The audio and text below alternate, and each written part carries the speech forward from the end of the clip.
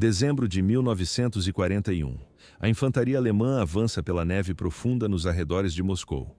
Cada passo exige um esforço brutal. O frio de 30 graus negativos atravessa os uniformes de lã. Soldados tremem. A vila à frente está em chamas, mas não há calor para os invasores. Existe apenas a resistência soviética. 15 quilômetros. Essa é a distância que separa as patrulhas de vanguarda do Kremlin. São 9 milhas. Em um dia de céu limpo, é possível ver as torres de Moscou através dos binóculos, mas eles jamais chegarão lá. As linhas de suprimento colapsaram, o combustível congelou nos tanques. Não haverá reforços. Em poucos dias, uma contraofensiva soviética massiva será lançada. Os alemães serão empurrados centenas de quilômetros para trás. Mas surge uma pergunta fundamental. E se esses soldados tivessem apoio total? E se cada aeronave alemã que lutava sobre a Grã-Bretanha estivesse aqui? E se cada divisão Panzer presa no deserto do norte da África apoiasse este avanço? À primeira vista, a Alemanha estava dispersa. Mas na prática, o foco total poderia mudar o jogo. O que aconteceria se Berlim concentrasse cada recurso, cada fábrica e cada soldado apenas na derrota da União Soviética? A Alemanha nazista poderia ter vencido? A resposta revela um fato brutal sobre como as guerras são decididas. Não se trata apenas de coragem ou tática. No quadro geral, a matemática vence as batalhas. Faça uma previsão agora. Alemanha nazista contra a União Soviética, 1 contra 1. Sem a Grã-Bretanha, sem os Estados Unidos, sem distrações em outras frentes. Quem vence? Guarde essa resposta. No final, os dados podem mudar sua percepção. Se você busca uma história baseada em economia, logística e poder real, inscreva-se no canal. O destino da Europa não foi decidido apenas por generais, mas por números. Setembro de 1939. A Alemanha invade a Polônia. A Segunda Guerra Mundial começa exatamente como nos livros de história. 22 de junho de 1941. A Operação Barbarossa é acionada. 3 milhões de soldados alemães cruzam a fronteira soviética. É a maior invasão da história da humanidade. Adolf Hitler mantém o comando total. A mesma ideologia, as mesmas ambições, os mesmos objetivos genocidas. Mas o que muda nesse cenário? Verão de 1940. A Batalha da Inglaterra simplesmente não acontece. A Luftwaffe preserva suas forças. Quase 1.900 aeronaves continuam intactas. 2.700 tripulantes experientes permanecem vivos e prontos para o combate. Fevereiro de 1941. Erwin Rommel não é enviado para o norte da África. O Afrika Korps não cruza o Mediterrâneo.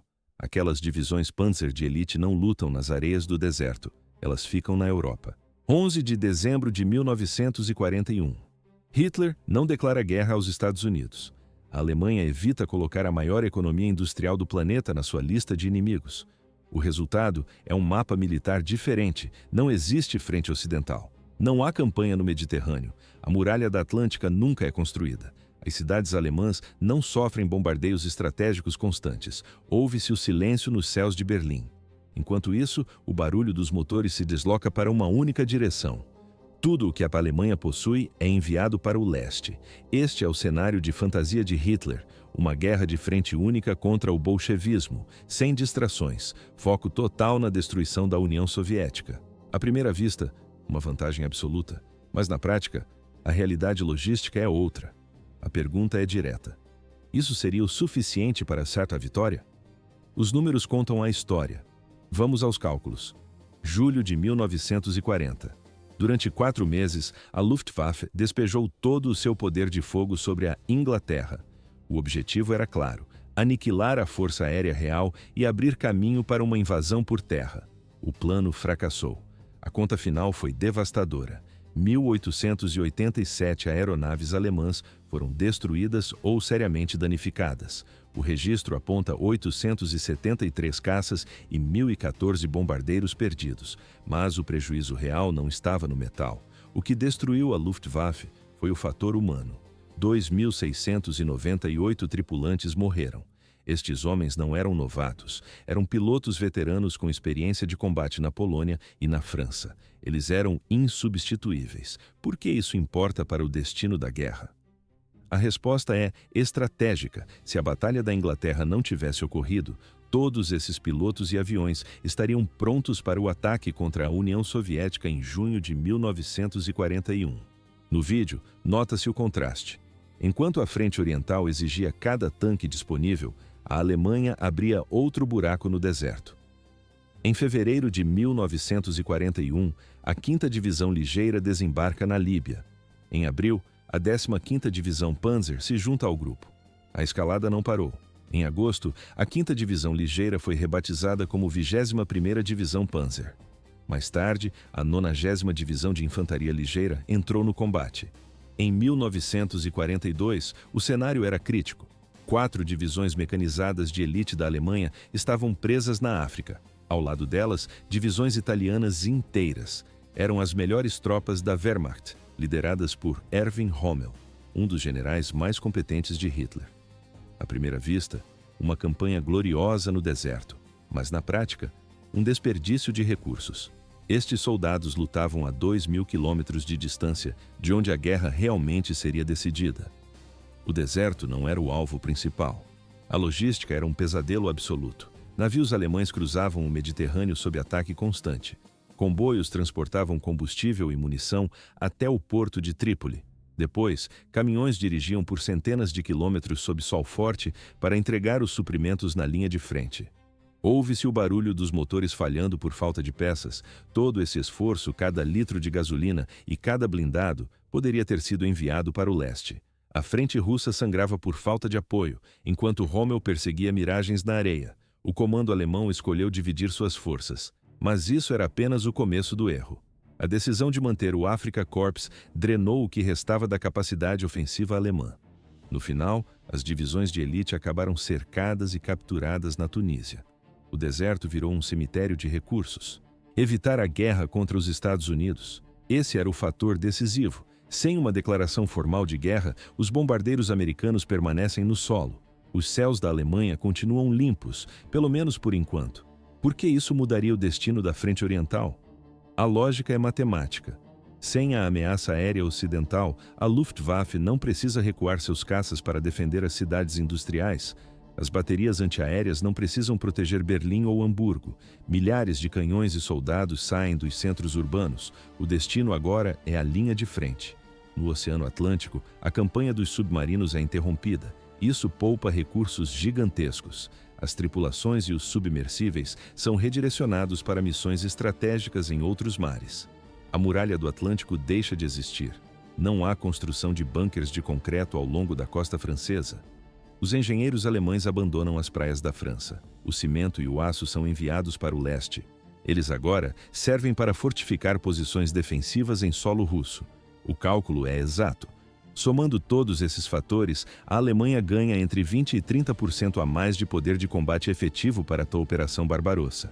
Na prática, são 1.900 aviões adicionais para suporte aéreo e ataques ao solo. 3 ou 4 divisões mecanizadas de elite não ficam presas nas areias do norte da África.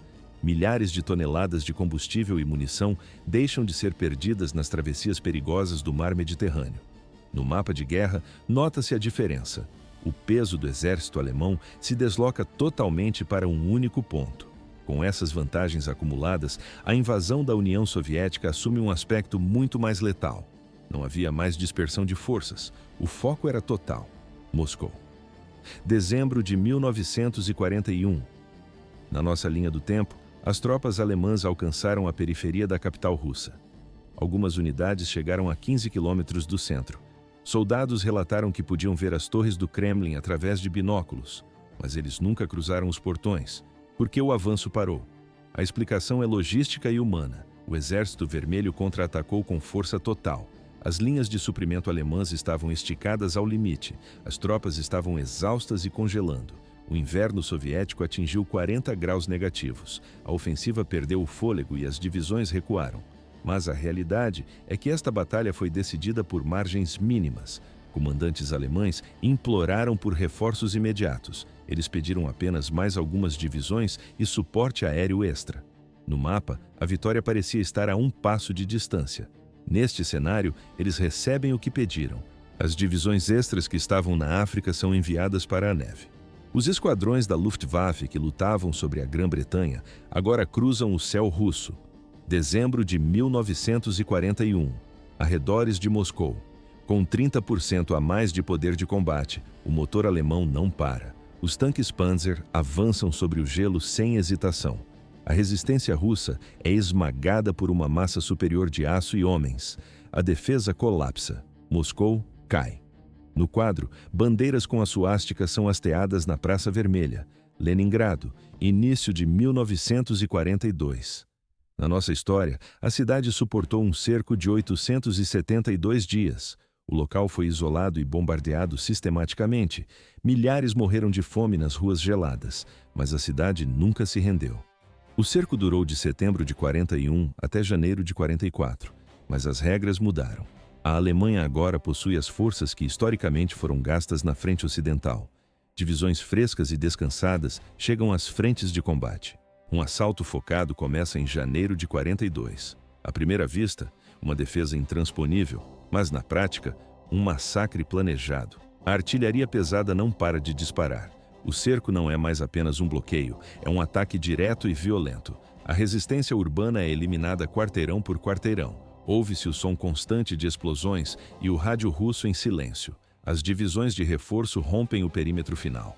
Leningrado deixa de existir como um bastião soviético. O destino da União Soviética é selado no frio. Assim, terminou a resistência russa. Cáucaso, verão de 1942. O objetivo real aparece no mapa: Baku. Os campos de petróleo do Azerbaijão são o prêmio máximo desta campanha.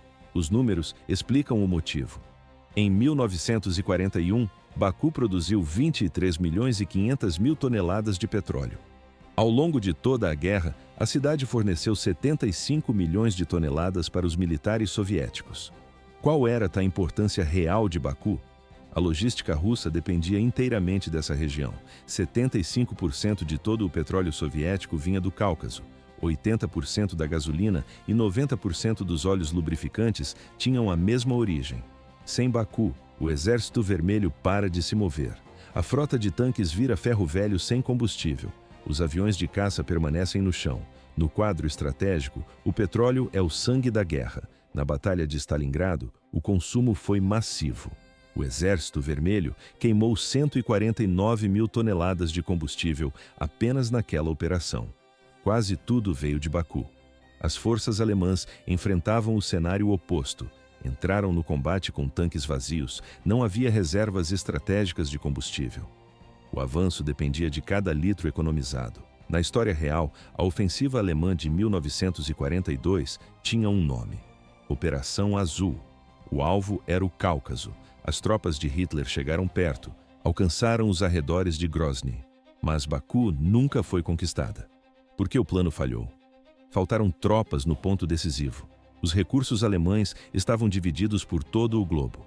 Divisões inteiras lutavam no norte da África. A Luftwaffe precisava defender as cidades alemãs contra os bombardeiros britânicos. Mas neste cenário, as distrações não existem. Verão de 1942. A Alemanha concentra força total contra o Cáucaso. Os tanques avançam sem resistência lateral. Os campos de petróleo caem um por um. Na filmagem técnica da época, observa-se: as torres de perfuração ardem sob o controle alemão. Olhe para o mapa no final de 1942. Moscou caiu. O governo soviético fugiu para o leste. O Cáucaso está sob ocupação alemã. Não havia mais caminho de volta para os soviéticos. Talvez para Sverdlovsk ou além dos Montes Urais. Leningrado caiu. Todo o fronte norte está sob controle alemão. O Cáucaso agora pertence ao Terceiro Reich. 23 milhões e 500 mil toneladas de petróleo por ano. Esse combustível agora alimenta os tanques da Wehrmacht em vez dos soviéticos. A Alemanha domina cada quilômetro ao oeste dos Urais. O cenário indica uma vitória total. Mas um detalhe crucial começa a surgir. Algo que os generais alemães ignoraram completamente durante o planejamento da Operação Barbarossa. O que a Alemanha não conseguiu prever? As fábricas sumiram. A resposta é logística. Entre julho e novembro de 1941, enquanto os alemães avançavam, a União Soviética executava uma manobra colossal. 1.523 fábricas, Complexos industriais inteiros foram desmontados peça por peça. Ouro, aço e tornos mecânicos foram carregados em trens e despachados para o leste, destino os Montes Urais. À primeira vista, uma retirada desorganizada, mas na prática, a preservação do motor de guerra. 10 milhões de pessoas foram evacuadas junto com o maquinário. Operários, engenheiros e suas famílias deixaram tudo para trás. Cidades inteiras foram arrancadas do chão e replantadas no interior da Rússia. Eles ergueram essas unidades em Sverdlovsk, Chelyabinsk e Nizhny Tagil. Eram pontos no mapa que os alemães nem sabiam que existiam, lugares totalmente fora do alcance dos bombardeiros da Luftwaffe. Na filmagem da época, nota-se, as máquinas operam sob o céu aberto antes mesmo das paredes das fábricas serem erguidas. O frio é intenso, a neve cobre os trilhos, mas o trabalho não para. Em 1943, essas fábricas atingiram a capacidade máxima. A escala de produção superou todas as projeções da inteligência alemã. Eis o que estava saindo daquelas linhas de montagem: 24.500 tanques. Esse foi o volume da produção soviética apenas no ano de 1942. No mesmo período, a Alemanha produziu 9.300 tanques. Os números não mentem. A União Soviética fabricava quase 3 vezes mais blindados que o Terceiro Reich. Como os alemães pretendiam vencer essa conta? À primeira vista, a tecnologia alemã era superior, mas na prática, a quantidade esmagadora anulava qualquer vantagem técnica. Nas fábricas de aviões, o cenário se repetia. 1942 registrou 25.400 aeronaves soviéticas contra 15.400 alemãs. Adolf Hitler controlava os recursos de quase toda a Europa ocupada. Mesmo assim, a produtividade russa era imbatível, e essa diferença aumentava a cada mês. O espaço geográfico era o segundo inimigo mortal.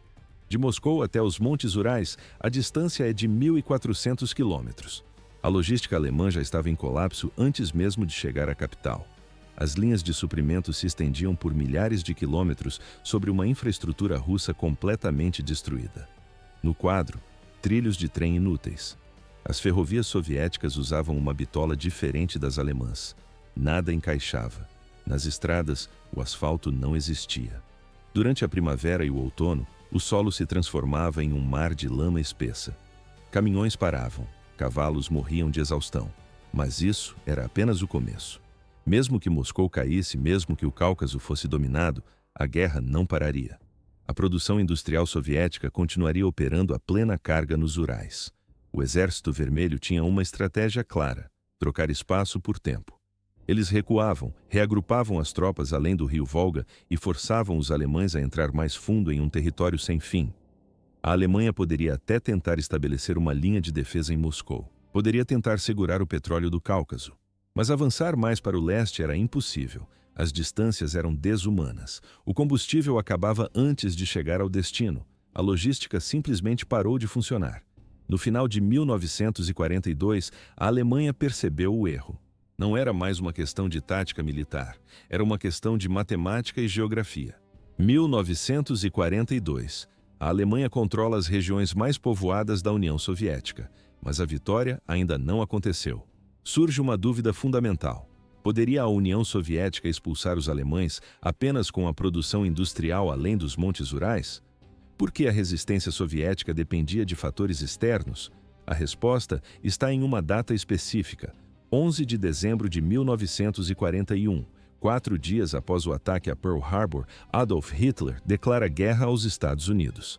Na história real, essa foi uma decisão estratégica desastrosa. A Alemanha incluiu na lista de inimigos uma nação com 10 vezes a sua capacidade industrial. Mas, neste cenário alternativo, isso não acontece. Sem declaração de guerra, sem a entrada americana na Europa. E o mais importante, sem o Land-Lease para os soviéticos. O que isso significa na prática? Caminhões. Esse é o fator crítico que muitos historiadores ignoram. Durante o conflito, os Estados Unidos enviaram 427.284 unidades para a União Soviética. No quadro, uma fila interminável de veículos pesados cruzando a fronteira. O número é massivo. Mais de 400 mil máquinas de transporte. Sem elas, a logística russa simplesmente para. A União Soviética conseguia fabricar tanques. As fábricas evacuadas para o leste produziam milhares de T-34 por mês. No entanto, a fabricação soviética de caminhões era mínima, mal cobria as necessidades básicas de transporte interno. Os caminhões americanos mudaram o ritmo da guerra. Modelos Studebaker, Dodge e GMC. Eram veículos robustos, confiáveis e projetados especificamente para o uso militar em terrenos difíceis. Em 1944, cerca de 70% dos veículos do Exército Vermelho eram importados. A grande maioria vinha das fábricas americanas. O soldado soviético dependia do motor estrangeiro para avançar. Nota-se nos registros da época, soldados apelidaram o Studebaker de Stud. O veículo era usado para tudo: transporte de tropas, munição e comida. Ele se tornou até a plataforma padrão para os lançadores de foguetes Katyusha. Sem o apoio americano, a artilharia soviética ficaria imóvel na lama. A ofensiva perderia a força em poucas semanas. O avanço pararia antes mesmo de começar.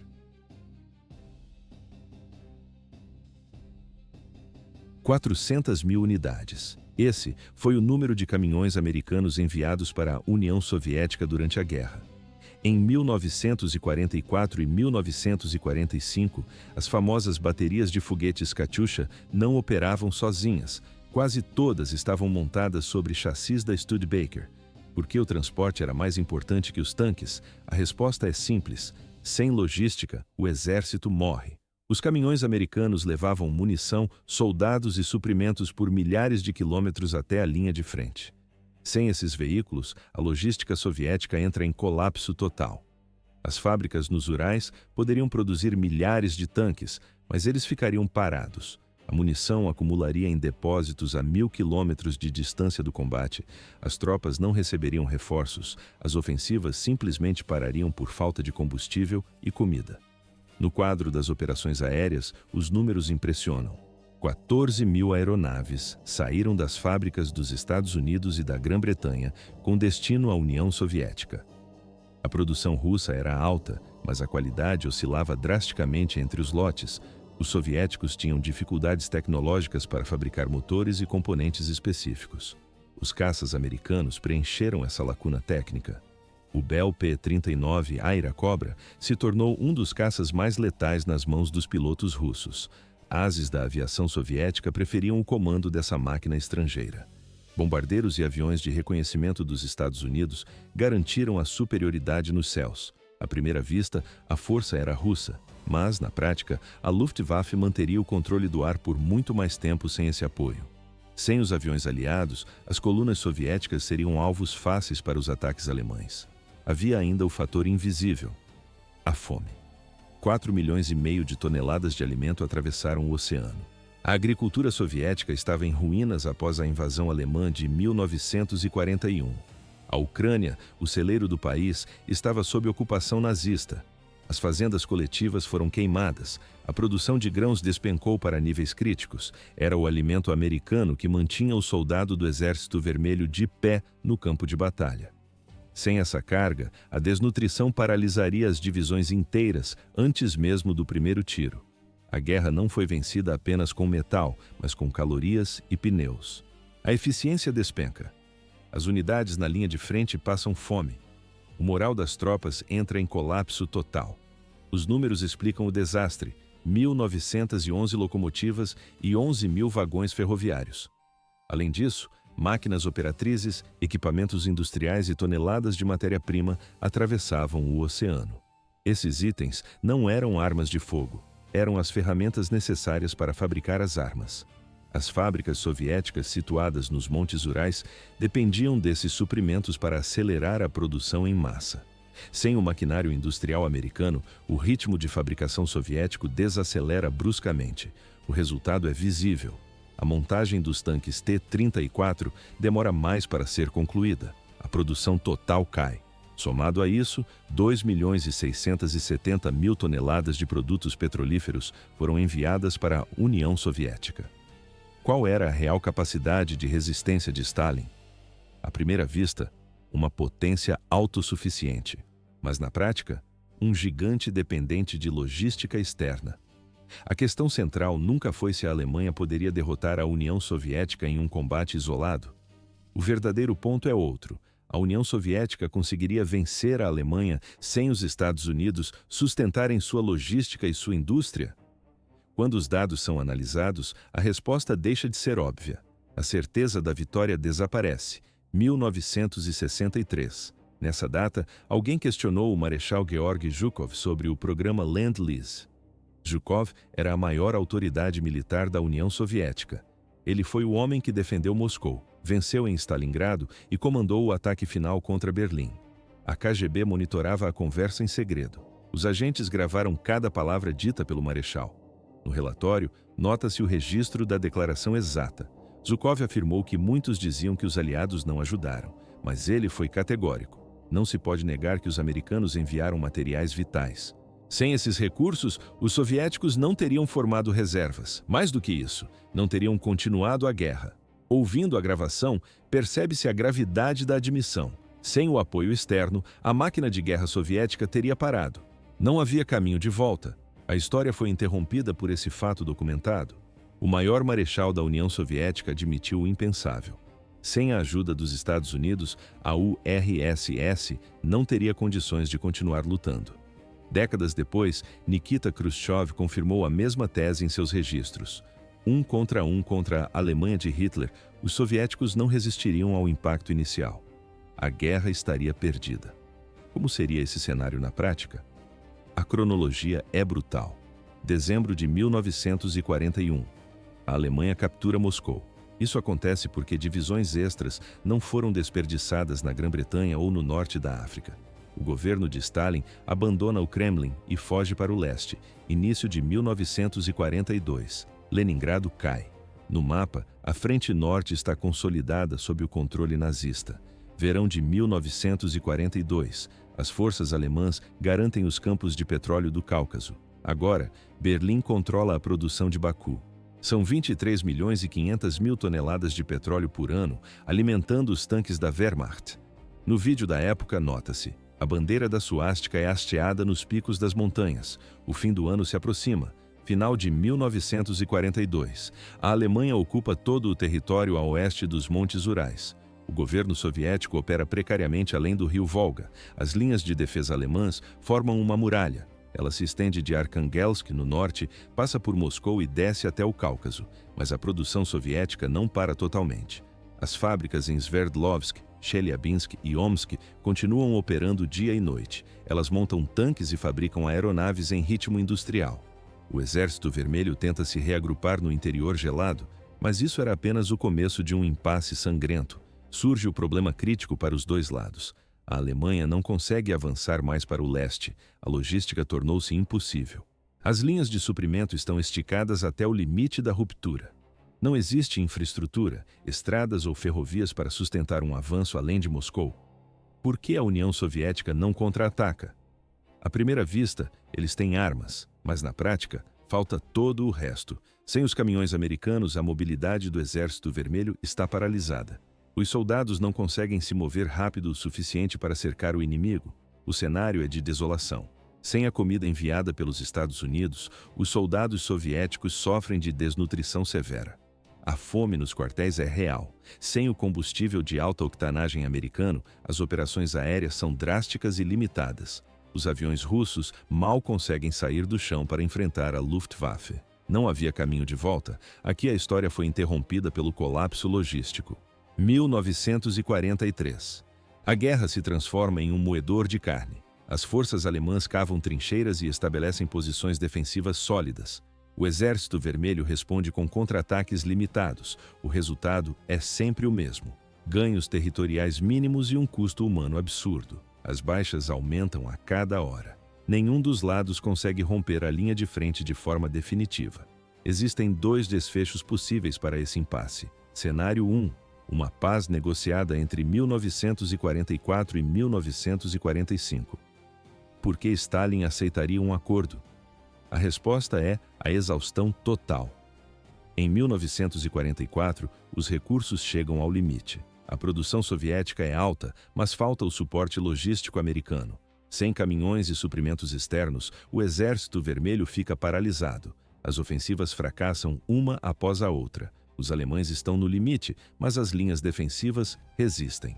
Após 3 anos de um conflito brutal e sem perspectiva de fim, Stalin cede. Ele assina um acordo de paz amargo.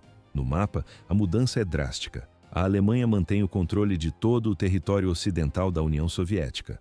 Moscou continua sob ocupação nazista. Os campos de petróleo do Cáucaso permanecem nas mãos de Berlim.